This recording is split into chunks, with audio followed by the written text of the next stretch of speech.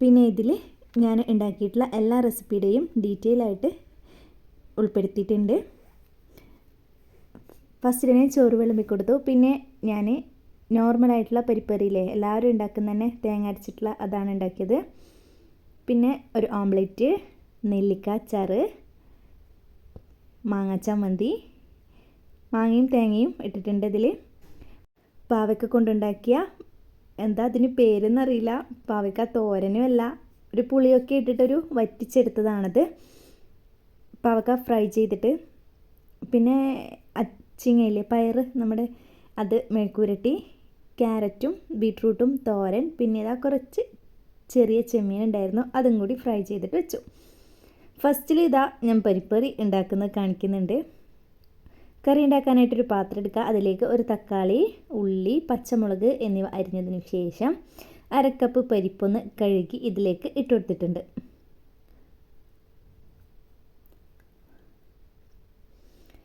ഇനി ഇത് വേവാൻ ആവശ്യത്തിന് 1/2 കപ്പ് വെള്ളം കൂടി ചേർത്ത് 1/2 ടീസ്പൂൺ മുളക് പൊടി, 1/2 ടീസ്പൂൺ മഞ്ഞൾപ്പൊടി, 1/2 ടീസ്പൂൺ ഉപ്പ്. നിങ്ങൾക്ക് മുളക് പൊടി വേണമെങ്കിൽ കൂടുതൽ ചേർക്കട്ടോ. ഇനി ഇതൊന്ന് നല്ല പോലെ തന്നെ വേവിച്ചെടുക്കുക. അതിനുശേഷം നോർമലായിട്ടുള്ള ഒരു തേങ്ങയും മഞ്ഞൾപ്പൊടിയും ചേർത്തിട്ടുള്ള ഒരു അരപ്പാണ്. ഈ അരപ്പ് നല്ല ഫൈനായിട്ട് അരച്ചെടുക്കേണ്ട. പരിപ്പ് കറി വെക്കുമ്പോൾ എപ്പോഴും ശ്രദ്ധിക്കേണ്ട കാര്യമാണ്. പരിപ്പ് കറിയിൽ തേങ്ങ അരച്ച് ചേർക്കുമ്പോൾ ഫൈനായിട്ട് അരയാൻ പാടില്ല. ജസ്റ്റ് ഫുള്ളായിട്ട് അരഞ്ഞു പോവാതെ തന്നെ അതിന് കാണണം. അങ്ങനെ ഇതാ അതും കൂടി ഒഴിച്ച് നല്ല പോലെ ഒന്ന് തിളപ്പിച്ചതിന് ശേഷം ഇത് കടുക് താളിക്കുകയാണ്. കുറച്ച് ഓയിലൊഴിച്ച് കടുകിട്ട് പൊട്ടിക്കഴിഞ്ഞാൽ കറിവേപ്പിലയും വറ്റൽമുളകും ചേർത്തുകൊണ്ട് ഇതൊന്ന് താളിച്ചെടുത്ത് ഫുള്ളായിട്ട് ഒന്ന് ഇളക്കി കൊടുത്തു. ഇങ്ങനെ ഉണ്ടാക്കാത്തവരാണെങ്കിൽ ഒന്ന് ഉണ്ടാക്കി നോക്കണം, നല്ല ടേസ്റ്റ് തന്നെയാണ്. ബാക്കിയുള്ള ഐറ്റംസ് ഉണ്ടാക്കാനായിട്ട് ഇതാ കുറച്ച് വെജിറ്റബിൾസ് എടുത്തിട്ടുണ്ട്. ഇത് മുഴുവനായിട്ടും ഉണ്ടാക്കാൻ പറ്റുമെന്ന് അറിയില്ല. ലഞ്ചിൻ്റെ ഏകദേശം ഒരു 1:30 ഒക്കെ ആകുമ്പോഴേക്ക് ഉണ്ടാക്കാൻ പറ്റുന്ന അത്രയും ഉണ്ടാക്കും.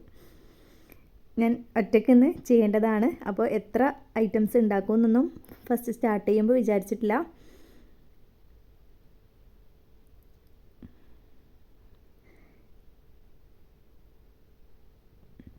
ഫസ്റ്റിൽ തന്നെ വെജിറ്റബിൾസ് ഉള്ളതൊക്കെ ഒന്ന് എടുത്തുന്നേ ഉള്ളൂ. ഇനി ഇതാ പാവക്ക ഫസ്റ്റിൽ ഉണ്ടാക്കുന്നുണ്ട്.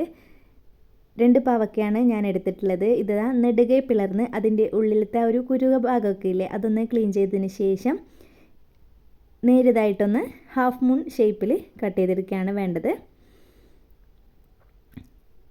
ഫസ്റ്റിൽ തന്നെ ഞാൻ പാവക്കയും അതുപോലെ തന്നെ പയർ മെഴുക്കുരട്ടിക്കുള്ളതും പിന്നെ ബീട്രൂട്ടും ക്യാരറ്റും അതും ഒന്ന് റെഡിയാക്കി വെച്ചു. ഇത് 3ഉം എന്തായാലും ഫസ്റ്റ് റെഡിയാക്കിയതിന് ശേഷം നമുക്ക് പിന്നെ ബാക്കിയുള്ളത് റെഡിയാക്കാമെന്ന് വെച്ചിട്ട് ഇത് വേഗം ഒന്ന് കട്ട് ചെയ്ത് വെച്ചു. പാവക്ക ഇതാ ഈ ഒരു ഷേപ്പിലാണ് വേണ്ടത്. അതുപോലെ പയർ ആ ഒരു രീതിക്ക് തന്നെ മെഴുക്കുരട്ടി ഉണ്ടാക്കാനായിട്ട് കട്ട് ചെയ്യണം. ഫസ്റ്റിൽ ഇതാ പാവക്ക ഫ്രൈ ചെയ്തെടുത്തിട്ടാണ് ഇത് ചെയ്യേണ്ടത്. അതിനായിട്ട് ഒരു പാത്രത്തിലേക്ക് ഓയിൽ ഒഴിച്ചെടുത്തിട്ടുണ്ട്. അത്യാവശ്യം പാവക്ക ഫ്രൈ ചെയ്യാനുള്ള ഒരു ഓയിലില്ലേ അത്രയും ഒഴിച്ചെടുക്കുക. 2 ഭാഗമായിട്ടാണ് ഞാൻ ഫ്രൈ ചെയ്തെടുക്കുന്നത്. ഓയിലൊന്ന് തിളച്ച് കഴിഞ്ഞാൽ ഇത് ഇട്ട് കൊടുക്കുക. എന്നിട്ട് ഈ ഒരു കളറായിക്കഴിഞ്ഞാൽ ഇത് കോരി മാറ്റുക. ഫസ്റ്റ് ഭാഗം ഞാൻ ഫ്രൈ ആക്കി എടുത്തിട്ടുണ്ട്. പിന്നെ ഇതാ രണ്ടാമത്തത് ഇട്ട് കൊടുത്തു, അതും റെഡിയായി എടുത്തു. പാവക്ക ഫ്രൈ ആക്കുമ്പോൾ ഒട്ടും തന്നെ എണ്ണയൊന്നും കുടിക്കില്ല. ഒഴിച്ചു കൊടുത്ത ആ ഒരു ഓയിലില്ലേ അത് അങ്ങനെ തന്നെ നമുക്ക് ഉണ്ടാവും. അതുകൊണ്ട് ഓയിൽ ഉണ്ടാവുമെന്നുള്ള പേടിയൊന്നും വേണ്ട ഈ ഒരു റെസിപ്പിയിൽ. ഇനിതാ ബാക്കിയുള്ള ഐറ്റംസ് ഒരു വലിയ ഉള്ളി തന്നെ എടുത്തിട്ടുണ്ട്. ഈ ഒരു സൈസിൽ തന്നെ നേരിയതാക്കിയിട്ട് കട്ട് ചെയ്തെടുക്കുക. പകുതി തക്കാളി, ഒരു പച്ചമുളക്, കുറച്ച് കറിവേപ്പില. അങ്ങനെ ഇതാ നമ്മുടെ ഫ്രൈ ചെയ്ത് വെച്ച പാവക്കയും അവിടെ മാറ്റി വെച്ചു. പിന്നെ ഇതിലേക്ക് ആവശ്യമുള്ളത് ഈ ഒരു അളവിൽ പുളിയാണ്. അതൊന്ന് കുതിർത്ത് വെക്കുക.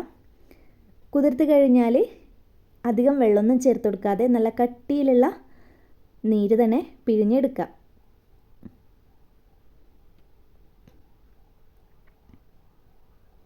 കുറച്ച് ടൈം കുതിർത്ത് വെച്ചാൽ മതി. അപ്പോഴേക്കും തന്നെ കുതിർന്ന് കിട്ടിയിട്ട് നമുക്ക് നീര് പിഴിഞ്ഞെടുക്കാനായിട്ട് പറ്റും. കൂടുതൽ വെള്ളമൊന്നും ഒഴിച്ചു കൊടുക്കണ്ട കേട്ടോ. നമ്മൾ ഇതിൽ തിക്കായിട്ടുള്ള ഒരു ഐറ്റമാണ് ഉണ്ടാക്കുന്നത്. അതുകൊണ്ട് വെള്ളത്തിൻ്റെ ആവശ്യമൊന്നുമില്ല. ഇതിൽ പുളിയിൽ ചേർത്ത് കൊടുക്കുന്ന ഈ ഒരു വെള്ളം തന്നെ നമ്മൾ വറ്റിച്ചെടുക്കേണ്ടതായിട്ടുണ്ട്.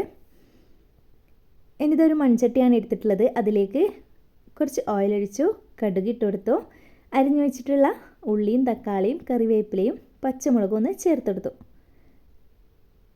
പിന്നെ 1/2 ടീസ്പൂണോളം ഉപ്പ് ഇതൊന്ന് പെട്ടെന്ന് വഴണ്ടി ഇട്ടാനായിട്ട് ചേർത്ത് കൊടുക്കുന്നുണ്ട്. നല്ല പോലെ തന്നെ നമ്മുടെ ഈ ഉള്ളിയും തക്കാളിയും ഒന്ന് വേവിച്ച് കിട്ടണം. ഒരു പകുതി വേവായി കഴിഞ്ഞാൽ ഇതിലേക്ക് 1 ടീസ്പൂൺ മുളക് പൊടി, 1/2 ടീസ്പൂൺ മഞ്ഞൾപ്പൊടി എന്നിവ ചേർത്തെടുത്ത് ഒന്ന് മിക്സാക്കി കൊടുക്കുക. എന്നിട്ട് ജസ്റ്റ് ഒന്ന് അടച്ചു വെച്ച് കഴിഞ്ഞാൽ നമ്മൾക്കിതാ കറക്റ്റ് പാകം തന്നെ ആയിക്കിട്ടും, വേവ് ആയിക്കിട്ടും. ഇതാ ഈ ഒരു രീതിയിൽ വേണം ചെയ്തെടുക്കാൻ. ഇനി ഇതാ പിഴിഞ്ഞ് വെച്ചിട്ടുള്ള ആ കട്ടിയുള്ള പുളിവെള്ളമില്ലേ, അതും കൂടി ചേർത്ത് ഒന്ന് വഴറ്റി കൊടുക്കുക. ഇത് ഏകദേശം ഒന്ന് കുറുകി വരണം ഇതിൽ നിന്ന്. അപ്പോഴേക്കും പാവക്ക കുറുകി വന്ന് നമ്മൾ പാവക്ക ഇടേണ്ട ടൈം ആകുമ്പോഴത്തേക്കും ഏകദേശം റെഡിയായി. പാവക്കയും കൂടി ചേർത്ത് കൊടുക്കുമ്പോഴത്തേക്ക് കറക്റ്റ് കൺസിസ്റ്റൻസി തന്നെ ആയി കിട്ടും.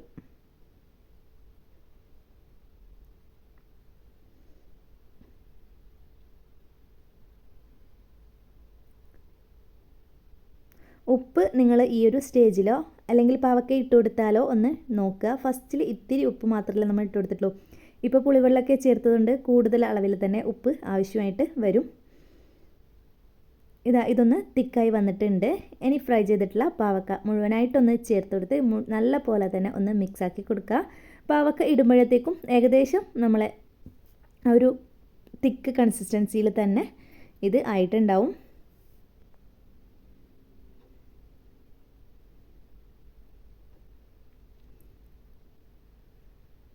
ഞാൻ ഇതാ ഉപ്പ് കുറച്ച് ചേർത്ത് കൊടുക്കുന്നുണ്ട്. എന്നിട്ട് ഇതാ മുഴുവനായിട്ടൊന്ന് മിക്സാക്കി കൊടുത്തു. നല്ല പോലെ നിങ്ങൾക്ക് ഈ ഒരു വെറ്റ്നസ്സിലാണ് വേണ്ടതെങ്കിൽ ഇപ്പോൾ ഓഫ് ചെയ്യാം. അല്ല ഇതിലും നല്ല എന്താ പറയുക, നല്ല ഡ്രൈ ആയിട്ട് കിട്ടണമെങ്കിൽ കുറച്ച് ടൈം വെയിറ്റ് ചെയ്ത് അതൊന്ന് വറ്റിച്ചെടുക്കുക. ഞാനൊരു ജസ്റ്റ് ഒരു 2 മിനിറ്റ് അടച്ചു വെച്ച് കൊടുക്കുന്നുണ്ട്. അതിന് ശേഷം ഒന്ന് മിക്സാക്കി കൊടുത്തു. ഫ്ലെയിം ഓഫാക്കി. വളരെ ടേസ്റ്റി ആയിട്ടുള്ള ഒരു പാവക്ക റെസിപ്പി തന്നെയാണിത്. കുട്ടികൾ വരെ ഇത് എന്തായാലും കഴിക്കും. കയ്പ്പ് ഒട്ടും ഫീൽ ആവുന്നില്ല ഇതിൻ്റെത്. ചോറ് കഴിക്കാനായിട്ട് ഈ ഒരു പാവക്ക റെസിപ്പി മാത്രം കിട്ടിയാൽ മതി. നിങ്ങൾ ഇതുവരെ ഇത് ട്രൈ ചെയ്തിട്ടില്ലെങ്കിൽ എന്തായാലും ഒന്ന് ട്രൈ ആക്കി നോക്കണം കേട്ടോ.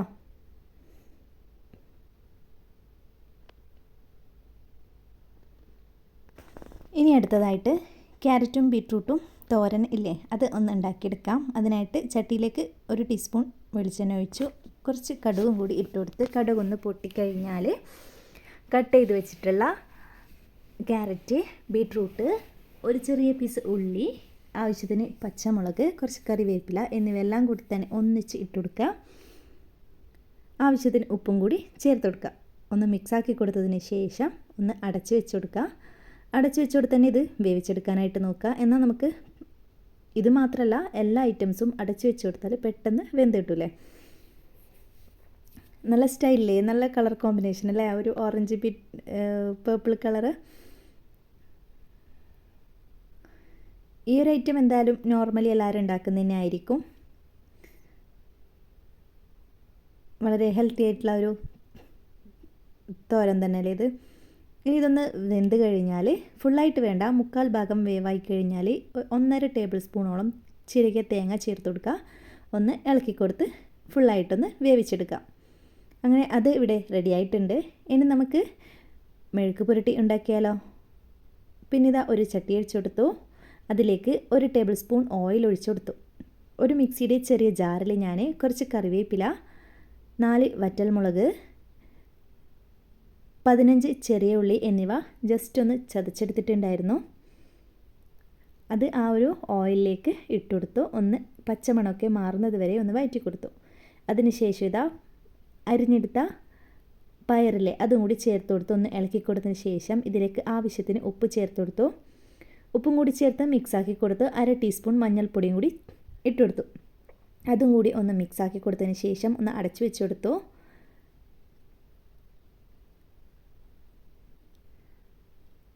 ഏകദേശം ഇതാ ഈ ഒരു രീതിയിൽ വെന്തിട്ടിട്ടുണ്ട്. ഞാൻ തുറന്ന് നോക്കുമ്പോഴേക്കും അങ്ങനെ ഇത് മുഴുവനായിട്ട് വേവുന്ന രീതിയിൽ വരെ ടൈം എടുത്ത് വേവിച്ച് ഇതും അങ്ങ് റെഡിയാക്കി എടുക്കുക.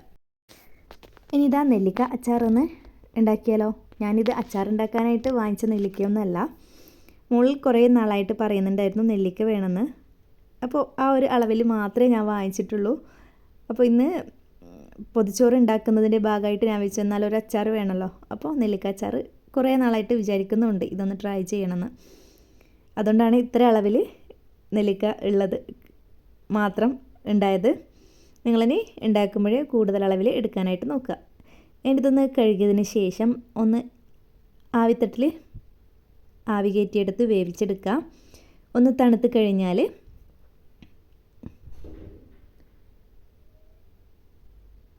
ഈ ഒരു വലുപ്പത്തിൽ കട്ട് ചെയ്തെടുക്കുക. ഇതിലും ചെറിയ അളവിൽ വേണമെന്നുണ്ടെങ്കിൽ നിങ്ങൾ കട്ട് ചെയ്തെടുക്കാം. പക്ഷെ ഞാനിതാ ഈ ഒരു അളവിൽ തന്നെയാണ് കട്ട് ചെയ്തിട്ടുള്ളത്. ഇത് ഉണ്ടാക്കാനായിട്ട് ഒരു ഇരുമ്പ് ചീനച്ചട്ടിയാണ് ഞാൻ എടുത്തത്. ഇതിലേക്ക് 2 ടേബിൾ സ്പൂൺ വെളിച്ചെണ്ണ ചേർത്ത് കൊടുക്കുക. നിങ്ങളിനി അച്ചാർ ഉണ്ടാക്കാനായിട്ട് ഏത് ഓയിലാണോ യൂസ് ചെയ്യാറ് അതെടുക്കുക. ഞാൻ എല്ലാത്തിനും കോക്കനട്ട് ഓയിൽ തന്നെയാണ് എടുക്കാറുള്ളത്. 2 സ്പൂൺ ഇതാ ഒഴിച്ചു കൊടുത്തിട്ടുണ്ട്. 1 ടീസ്പൂൺ കടുക് ചേർക്കുക. അതൊന്ന് പൊട്ടിക്കഴിഞ്ഞാൽ 1/2 ടീസ്പൂൺ ഉലുവയും കൂടി ചേർത്ത് കൊടുക്കുക.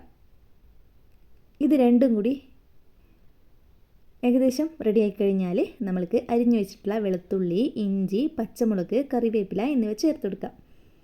1 ഇഞ്ച് നീളത്തിലുള്ള ഇഞ്ചി ചെറുതാക്കി അരിഞ്ഞെടുത്തിട്ടുണ്ട്. ഒരു 20-25 അല്ലി വെളുത്തുള്ളിയും നേരിയതാക്കിയിട്ട് അരിഞ്ഞെടുത്തു. 3 പച്ചമുളക്, അതുപോലെ തന്നെ കുറച്ച് കറിവേപ്പില എല്ലാം അരിഞ്ഞെടുത്തിട്ടുണ്ട്. പിന്നെ ഞാൻ വെളുത്തുള്ളി നീളത്തിലാണ് അരിഞ്ഞെടുത്തിട്ടുള്ളത്. നിങ്ങൾക്കിനി ചെറുതാക്കിയിട്ട് കട്ട് ചെയ്യണമെങ്കിൽ അങ്ങനെ ചെയ്യാം. അതുപോലെ വെളുത്തുള്ളിയുടെ അളവ് കൂട്ടിയെടുക്കണമെങ്കിൽ അതും ചെയ്യാം. അങ്ങനെ ഇതാ അരിഞ്ഞു വെച്ചിട്ടുള്ളതെല്ലാം കൂടി ഒന്ന് ഇട്ട് കൊടുത്തിട്ട് ഇതും ഒന്ന് മൂപ്പിച്ചെടുക്കുക നല്ല രീതിക്ക് തന്നെ. ഇതിലേക്ക് 2.5 ടീസ്പൂൺ കാശ്മീരി ചില്ലി പൗഡർ ചേർക്കുന്നുണ്ട്. നിങ്ങളുടെ മുളകിൻ്റെ എരിവനുസരിച്ച് നിങ്ങൾ ചേർത്ത് കൊടുക്കാം. അതിനുശേഷം ഇതൊന്ന് നല്ല പോലെ ഈ പൊടിയും കൂടി മൂപ്പിച്ചെടുക്കുക. പൊടി ഇട്ട് കൊടുക്കാനായിട്ട് പോകുമ്പോൾ ഫ്ലെയിം നല്ല പോലെ തന്നെ ലോയിലാക്കി കൊടുക്കണം, അല്ലെങ്കിൽ കരിഞ്ഞു പോകാനായിട്ട് ചാൻസ് ഉണ്ട്.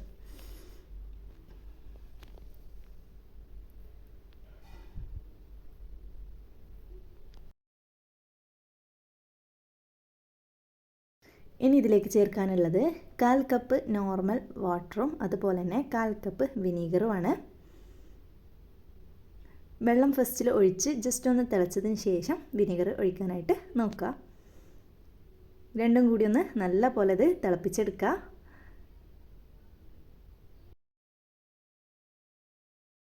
ഈ ഒരു സ്റ്റേജിൽ ഉപ്പൊന്ന് ടേസ്റ്റ് ചെയ്ത് കറക്റ്റ് ആക്കുക. നല്ല പോലെ തിളച്ച് കഴിഞ്ഞാൽ അരിഞ്ഞു വെച്ചിട്ടുള്ള നെല്ലിക്ക ഇതിലേക്ക് ഇട്ട് കൊടുക്കാം. നെല്ലിക്കയും കൂടി ഇട്ട് നല്ല പോലെ ഇത് മിക്സാക്കി എല്ലാം കൂടി ഒരു മിക്സായി വരുന്ന ഒരു പരുവില്ലേ, ഓയിലൊക്കെ ഒന്ന് തെളിഞ്ഞ് വരുന്ന ഒരു രീതിക്ക്, ആ ഒരു രീതി വരെ ഇത് തിളപ്പിച്ചെടുക്കണം. നെല്ലിക്ക ഓൾറെഡി വെന്തതാണ്, എന്നാൽ അതിൽ ആ ഒരു പുളിയും ഉപ്പൊക്കെ ഒന്ന് പിടിക്കണം. നെല്ലിക്കച്ചാർ ഞാൻ ആദ്യമായിട്ട് ഉണ്ടാക്കുന്നതാണ്. ഇത്ര ടേസ്റ്റിൽ നെല്ലിക്കച്ചാർ കിട്ടുമെന്ന് വിചാരിച്ചിട്ടില്ല. വെറുതെ തന്നെ കോരി കഴിക്കാനായിട്ടാണ് തോന്നുന്നത്. അത്രയ്ക്ക് ടേസ്റ്റാണിതിന്.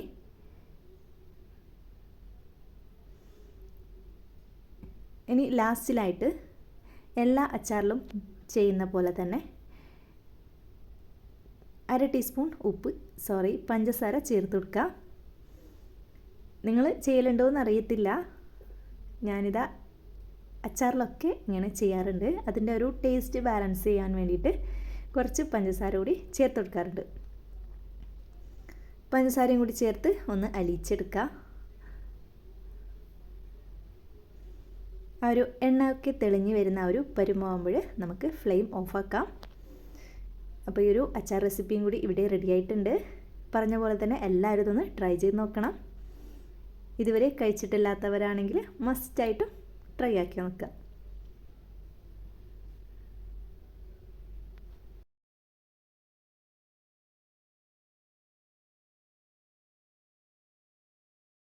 ഒരു പാത്രം വെച്ചെടുത്തിട്ടുണ്ട്. അതിലേക്ക് 1 ടീസ്പൂൺ വെളിച്ചെണ്ണ ഒഴിച്ചെടുത്തു. 7 ചെറിയ ഉള്ളി, 3 വറ്റൽമുളക്. വറ്റൽമുളകിൻ്റെ അളവ് നിങ്ങൾക്ക് കൂട്ടൊക്കെ ചെയ്യാം. ഈ ഒരു 3 ചേർത്താൽ തീരെ എരിവില്ലാത്ത ഒരു ലെവലിലാണ് കിട്ടുക. ഇനി ഇതിലേക്ക് കുറച്ച് കറിവേപ്പിലയും കൂടി ക്ലീൻ ആക്കിയിട്ടൊന്ന് ഇട്ട് കൊടുക്കുക. എല്ലാം കൂടി ഒന്ന് ജസ്റ്റ് ഒരു കളർ ചേഞ്ച് ആകുന്നത് വരെ വഴറ്റിയെടുക്കാം. ഇതിവിടെ റെഡി ആയിട്ടുണ്ട്. ഇനി ഇതൊരു ബൗളിലേക്ക് മാറ്റി കൊടുക്കാം നമുക്ക്. അതിനുശേഷം ഇതിലേക്ക് ആവശ്യമുള്ള ബാക്കിയുള്ള സാധനം കൂടി ഒന്ന് റെഡിയാക്കി വെക്കാം. മിക്സിയുടെ ചെറിയ ജാർ എടുക്കുക. അതിലേക്ക് 1/4 കപ്പിലും കുറച്ച് അധികമായിട്ട് തേങ്ങ ചേർത്ത് കൊടുത്തിട്ടുണ്ട്. നിങ്ങൾക്ക് പുളിക്ക് ആവശ്യത്തിന്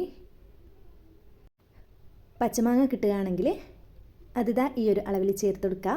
അല്ലെങ്കിൽ ഇതില്ലാന്ന് വെച്ച് പ്രശ്നമൊന്നുമില്ല. പുളി ഒരു ചെറിയ ഒരു ഉരുളയാക്കിയിട്ട് ഇതിലേക്ക് ഇട്ട് കൊടുക്കുക. കുരുയില്ലാതെ വേണം ഇട്ട് കൊടുക്കാനായിട്ട്. അതും കൂടി ചേർത്ത് കൊടുത്ത് നമ്മൾ ഒന്ന് റോസ്റ്റ് ചെയ്ത് വെച്ചിട്ടുള്ള കറിവേപ്പിലയും ഉള്ളിയും വറ്റൽമുളകും ഇല്ലേ, അതും കൂടി ഇട്ട് കൊടുക്കുക. ആവശ്യത്തിന് ഉപ്പും കൂടി ചേർത്ത് ഇതെല്ലാം കൂടി ഒന്ന് അടിച്ചെടുക്കുക. ഇനി ഇതാ ഒരു ചീനച്ചട്ടിയിൽ ചെമ്മീൻ ഫ്രൈ ആക്കുന്നുണ്ട് ഞാൻ. കുറച്ച് ചെമ്മീനൊക്കെ ക്ലീൻ ആക്കിയെടുത്ത് അതിലേക്ക് ഉപ്പും മുളകൊന്ന് തേച്ച് കൊടുത്ത് സിമ്പിളായിട്ട് ഒന്ന് ചെയ്തെടുക്കുന്നതാണ്.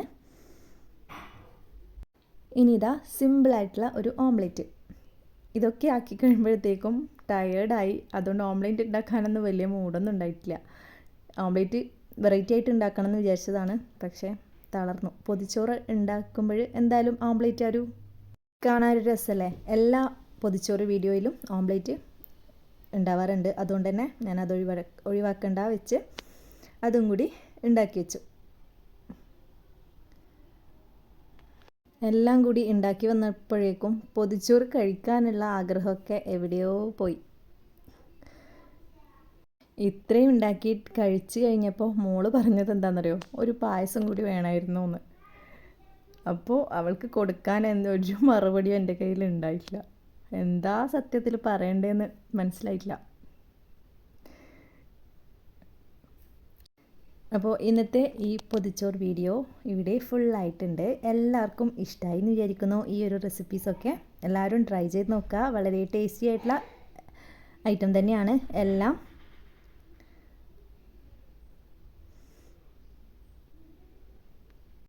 എൻ്റെ ഈ ഒരു വീഡിയോ ഇഷ്ടമായിട്ടുണ്ടെങ്കിൽ എൻ്റെ ചാനലൊന്ന് സബ്സ്ക്രൈബ് ചെയ്തതിനെ സപ്പോർട്ട് ചെയ്യുക. അപ്പോൾ ഇന്നത്തെ വീഡിയോ ഇവിടെ ഫുള്ളായിട്ടുണ്ട്. ഇനി വേറൊരു വീഡിയോയുമായി കാണുന്നത് വരെ എല്ലാവരോടും bye. Thanks for watching my video.